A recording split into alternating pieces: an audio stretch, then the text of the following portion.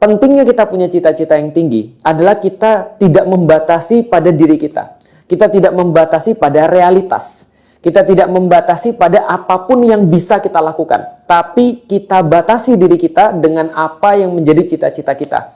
Kadang-kadang ada orang berkata begini, kalau kita itu punya cita-cita yang tinggi, maka kita tidak akan mengukur diri kita yang sekarang, tapi kita mengukur diri kita yang nanti.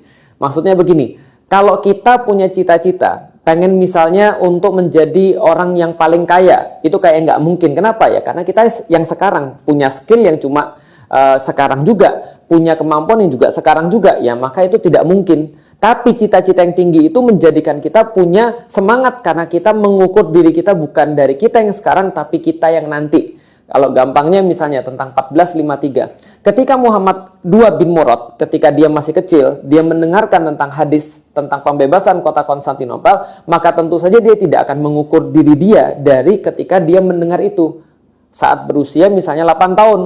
8 tahun dia bisa apa? Kemampuannya belum terbukti, fisiknya masih belum kuat, dia belum menguasai banyak bahasa, dia belum bisa menguasai fikih, dia tidak mengerti tentang ilmu fisika terapan, dia tidak mengerti tentang ilmu logistik, pengorganisasian, dia tidak seyakin itu, dia belum punya guru, maka dia tidak mengukur dari situ. Tapi yang dia ukur adalah bahwasanya pasti Konstantinopel akan dibebaskan.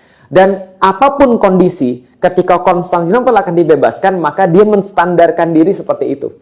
Misal, Konstantinopel akan dibebaskan. Dengan apa? Sebaik-baik pasukan. Berarti dia tahu, kondisi ketika Konstantinopel itu dibebaskan, berarti pasukan saat itu adalah pasukan yang terbaik. Walaupun sekarang dia belum punya pasukan yang terbaik, dia akan mengusahakan itu. Dia tahu ketika Konstantinopel akan dibebaskan, berarti dia harus menjadi ahli strategi yang paling hebat dan paling kuat. Ketika belum terwujud, nggak apa-apa. Tapi dia tahu requirement-nya, dia tahu seperti apa nantinya. Maka dia mewujudkannya dari sekarang. Dia mencoba mewujudkannya dari sekarang. Artinya, orang tidak hidup di masa yang sekarang, tapi hidup di masa depan. Dan enaknya seorang muslim adalah setiap hal yang disampaikan oleh Rasulullah SAW itu adalah sesuatu yang pasti terjadi.